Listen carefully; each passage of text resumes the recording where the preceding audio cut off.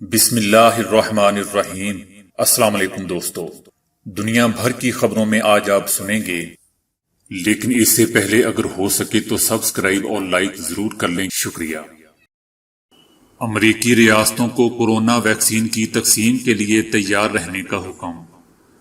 امریکہ کا چائنا کو ایک اور بڑا جھٹکا دینے کا فیصلہ۔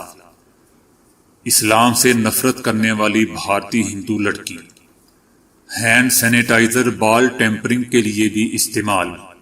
سیاسی بد انتظامیوں کے باعث کراچی کے حالات بدترین۔ بھارت میں تعلیمی پالیسی میں مدرسے خارج۔ مودی میرے یار ہیں، انڈین آزاد مجھے ہی ووٹ دیں گے، صدر ٹرمپ۔ شامی مہاجرین کی وطن واپسی پر $100 فیس ایک ظلم۔ ایک لڑکی کے پیٹ سے بالوں کا 7 کلوگرام گچھا برآمد۔ سعودی عرب جانے کے خواہشمند افراد کے لیے خوشخبری۔ زیادہ پانی پینا بھی صحت کے لیے نقصان دہ۔ تو آئیے چلتے ہیں اب خبروں کی تفصیل کی جانب۔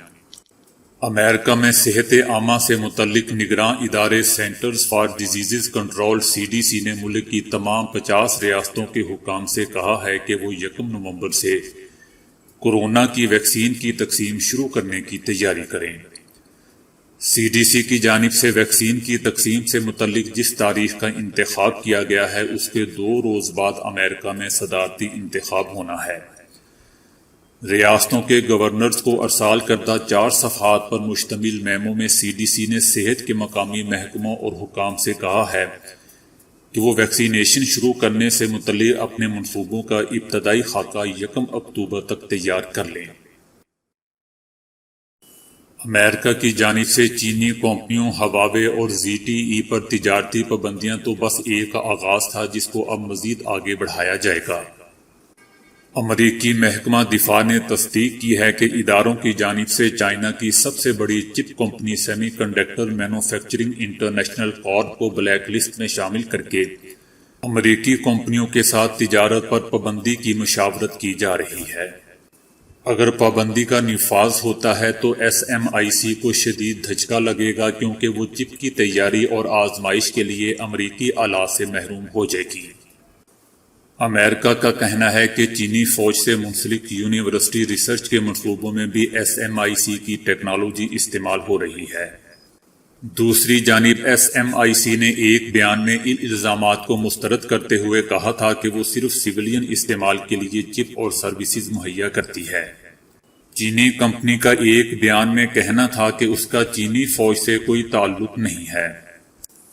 دوستو، اگر امریکہ SMIC کو بلیک لسٹ کرتا ہے تو اس کے نتیجے میں امریکہ اور چائنا کے درمیان تجارتی لڑائی مزید شدت اختیار کر جائے گی، جبکہ کمپنی کو بھی شدید مشکلات کا سامنا ہوگا۔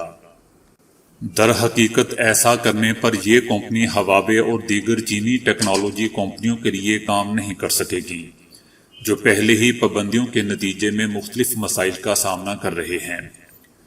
دوسری جانب چائنا کی جانب سے جوابی کارروائی کے طور پر ایسی امریکی کمپنیوں کو ہدف بنایا جائے گا جو چینی آلات پر انحصار کرتی ہیں۔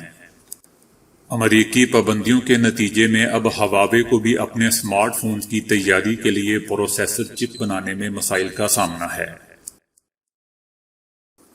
ہندوستان میں اسلام کی مخالفت کرنے والی ایک ہندو لڑکی نے اسلام قبول کر لیا۔ بھارتی ریاست گجرات کے ایک چھوٹے سے قصبے سے تعلق رکھنے والی سومیا دیسائی نے اپنی داستان ٹویٹر پر بیان کی، جس میں اس نے لکھا کہ میں نے اسلام قبول کر لیا ہے اور اب اسلام سے محبت کرنے والی ایک مسلم لڑکی ہوں۔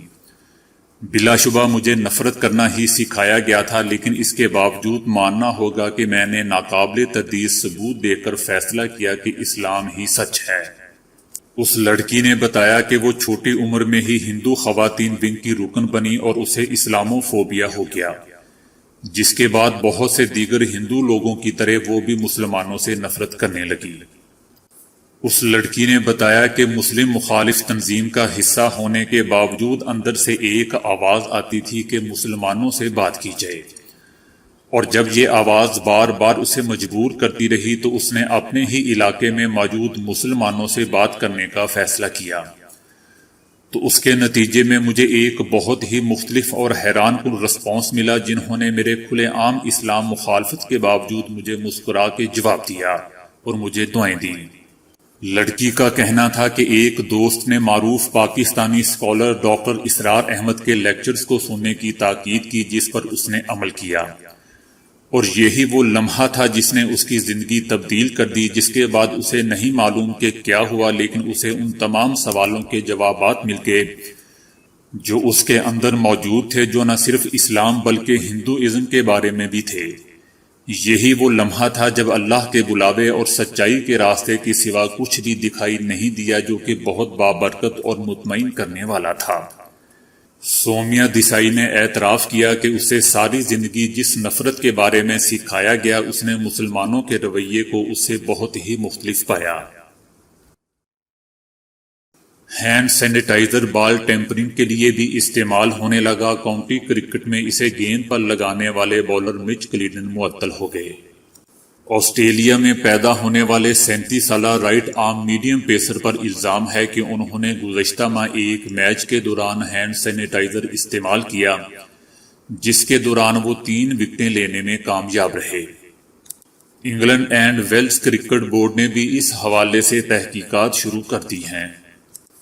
دوستو، گیند کو چمکانے کے لیے کسی بھی قسم کی مصنوعی چیز کے استعمال کی بھی سختی سے ممانعت، اور ایسا کرنے پر بال ٹیمپرنگ کا جرم عائد ہوتا ہے۔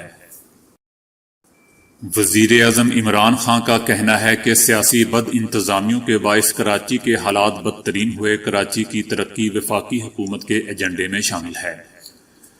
وفاق کراچی کے مسائل کے حل کے لیے مالی وسائل مہیا کرے گا، جبکہ ٹرانسفارمیشن پیکج کے تحت منصوبوں پر جلد عمل درآمد ضروری ہے۔ ہندوستان کی نئی تعلیمی پالیسی میں مدارس اور دیگر اقلیتی تعلیمی اداروں کی نظر اندازی پر اقلیتی طبقہ کی بڑی تعداد تشویش کا شکار ہے۔ بھارتی میڈیا کے مطابق نئی قومی تعلیمی پالیسی سے اقلیتوں سے جڑے تعلیمی مسائل اور موضوعات کی بے دخلی نے اقلیتوں کی فکر مندی میں اضافہ کر دیا ہے۔ بالخصوص مسلم طبقہ اس سے زیادہ متاثر ہوا ہے، جس میں علی گڑھ مسلم یونیورسٹی، جامعہ ملیہ اسلامیہ اور جوہر یونیورسٹی جیسے بڑے تعلیمی ادارے بھی شامل ہیں، جس کا نئی قومی تعلیمی پالیسی میں ذکر تک نہیں ہے۔ دوسری جانب مدرسوں کو لے کر بھی قومی تعلیمی پالیسی میں کوئی نشاندہی نہیں کی گئی۔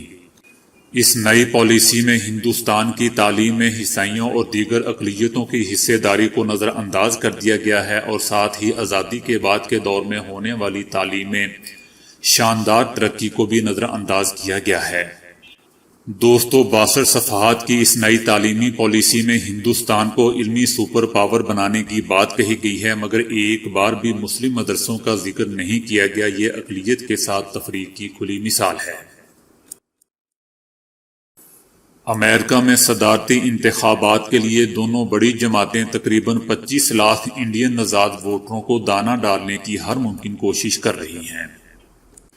اسی تناظر میں صدر ٹرمپ کا دعویٰ ہے کہ انہوں نے بھارتی وزیر اعظم نریندر مودی اور ہندو نژاد امریکی شہریوں کے ساتھ ایسی اچھی دوستی قائم کر لی ہے کہ 3 نومبر کو ہونے والے صدارتی انتخابات میں انڈین نژاد امریکی انہی کو ووٹ دیں گے۔ دوستو، اس سے قبل ایسے ووٹروں کو راغب کرنے کے لیے صدر ٹرمپ نے اپنی انتخابی مہم کے تحت ایک ویڈیو جاری کی تھی، جس میں ہیوسٹن کی ہاؤڈی موڈی اور احمد آباد میں منعقدہ نمستے ٹرمپ جیسے پروگراموں میں نریندر مودی اور ٹرمپ کی تقریروں کی جھلکیاں پیش کی گئی تھیں۔ اسی ویڈیو سے متعلق ایک سوال پر صدر ٹرمپ کا کہنا تھا کہ بھارتی وزیر اعظم ان کے بہت ہی گہرے دوست ہیں، ہمیں ہندوستان سے بڑی حمایت ملی ہے، ہمیں وزیر اعظم نریندر مودی کی بھی عظیم حمایت حاصل ہے، میں تو یہی سوچوں گا کہ انڈین نژاد امریکی لوگ تو ٹرمپ ہی کو ووٹ دیں گے۔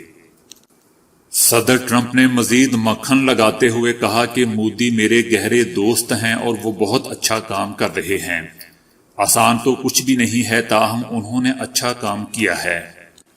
دوستو، صدر ٹرمپ نے وزیر اعظم مودی کی تعریف ایک ایسے وقت میں کی ہے جب تباہ حال بھارتی معیشت اور بے روزگاری کی ریکارڈ شرح کے لیے ان پر زبردست نکتہ چینی ہو رہی ہے۔ صدر ٹرمپ کا مزید کہنا تھا کہ بھارتی لوگوں نے جس گرمجوشی سے ان کا استقبال کیا تھا وہ ایک مثال ہے۔ صدر ٹرمپ نے مزید سفید مکھن لگاتے ہوئے کہا کہ مودی ایک بڑے رہنما اور عظیم انسان ہیں۔ شامی حکومت کی انتظامیہ نے شامی مہاجرین کی وطن واپسی کی راہ میں رکاوٹیں کھڑی کرنا شروع کر دی ہیں۔ شامی حکومت نے فیصلہ کیا ہے کہ کسی بھی شخص کو اس وقت تک شام میں داخل ہونے کی اجازت نہیں ہوگی جب تک اس کے پاس $100 نہیں ہوں گے۔ اس رقم کو وہ سرحدی سرکاری گزرگاہوں پر موجود حکام کے ذریعے مقامی کرنسی میں تبدیل کروائیں گے۔ تبدیلی کی قیمت بھی حکومت کی جانب سے طے کی جائے گی۔ دوستو، اس صورتحال میں شامی پاسپورٹ کی کوئی قدر و قیمت نہیں رہی اور انتظامیہ کے لیے بھتہ وصولی ہی سب کچھ بن گیا ہے۔ شامی امیگریشن اینڈ پاسپورٹ کے سربراہ کا کہنا تھا کہ انہیں ہدایات دی گئی ہیں کہ جس مہاجر کے پاس $100 کی رقم موجود نہ ہو اسے داخل نہ ہونے دیا جائے۔ شامی حکومت کے اس فیصلے پر شامی شہریوں کی جانب سے شدید غم و غصے کا اظہار کیا جا رہا ہے اور متنازع فیصلے کو منسوخ کرنے یا اس میں ترمیم کرنے کے مطالبات کیے جا رہے ہیں۔ تجزیہ کاروں کا کہنا ہے کہ شامی حکومت کے فیصلے کا مقصد غیر ملکی کرنسی وصول کر کے شامی کرنسی کو مضبوط کرنا ہے، حالانکہ حکومت مہاجرین کی جانی دشمن ہے۔ تاہم عالمی قوانین کے دباؤ کے تحت وہ انہیں قبول کرنے کے نام پر ایسے اقدامات کر رہی ہے جس سے وہ وطن واپسی کا تصور بھی نہ کر سکیں۔ ہندوستان میں ایک 17 سالہ لڑکی کے پیٹ سے بالوں کا 7 کلو گرام وزنی گچھا نکال لیا گیا۔ لڑکی کو بچپن سے ہی بال چبانے اور کھانے کی عادت تھی۔ بھارتی میڈیا کے مطابق ریاست جھارکھنڈ سے تعلق رکھنے والی 17 سالہ لڑکی کو تکلیف کی حالت میں ہاسپٹل میں لایا گیا۔ مذکورہ لڑکی کی شناخت سویٹی کماری کے نام سے ہوئی۔ سویٹی کے والدین کے مطابق اسے بچپن سے بال چبانے کی عادت تھی۔ 3 سال قبل پیٹ میں تکلیف کے باعث اس کا الٹرا ساؤنڈ کروایا گیا تو ڈاکٹرز نے خدشہ ظاہر کیا کہ شاید اس کے معدے میں کوئی ٹیومر ہے۔ تاہم جلد ہی انہیں پتہ چل گیا کہ یہ بالوں کا گچھا ہے جو پورے معدے میں جگہ گھیر چکا ہے۔ بعد میں ایک نجی ہاسپٹل کے ڈاکٹرز نے 6 گھنٹے طویل سرجری میں اس گچھے کو نکالا۔ معدے میں پھنسے اس گچھے کا وزن 6.8 کلو گرام تھا۔ ڈاکٹرز کی ٹیم کے سربراہ GN ساہو کا کہنا تھا کہ انہوں نے کسی مریض کے معدے کی ایسی حالت نہیں دیکھی۔ سعودی مارکیٹ میں ملازمین کی کمی پوری کرنے کے لیے اب تربیت یافتہ لوگ درآمد کیے جائیں گے۔ اس حوالے سے جامعہ حکمت عملی پر تیاری جاری ہے۔ سعودی عرب میں بیرون ملک سے مختلف شعبوں کے لیے درکار ماہر اور تربیت یافتہ افرادی قوت درآمد کرنے کے مقامی مارکیٹ میں بہتری آئے گی۔ بیرون ممالک سے ایسے تربیت یافتہ ماہرین اور ملازمین سعودی عرب بلائے جائیں گے جو ملکی کمپنی اور مارکیٹ کی ضرورت پوری کریں گے۔ ایک تحقیق کے مطابق بہت زیادہ پانی پینا صحت کے لیے اتنا ہی خطرناک ہے جتنا کہ ضرورت سے کم پانی پینا۔ ایسا کیوں ہے کہ ہم اپنے دفتر کے ساتھیوں کو ہاتھوں میں 2 لیٹر پانی کی بوتل پکڑے لنچ ٹائم میں جاگنگ کرتے دیکھتے ہیں؟ دوسری جانب لمبی دوڑ میں حصہ لینے والے کھلاڑی کئی کلومیٹر کا فاصلہ طے کرنے کے دوران کم سے کم پانی کا استعمال کرتے ہیں۔ دوستو، یہ سوال ایک راز ہی نہیں بلکہ میلبورن یونیورسٹی کے محقق ایرک سیل کے مطابق ایک پریشان کن امر ہے۔ آسٹریلیا کے میڈیکل جرنل میں حالیہ شائع ہونے والی ان کی رپورٹ میں خبردار کیا گیا ہے کہ بہت زیادہ پانی پینا صحت کے لیے اتنا ہی برا ہو سکتا ہے جتنا کہ ضرورت سے کم پانی پینا۔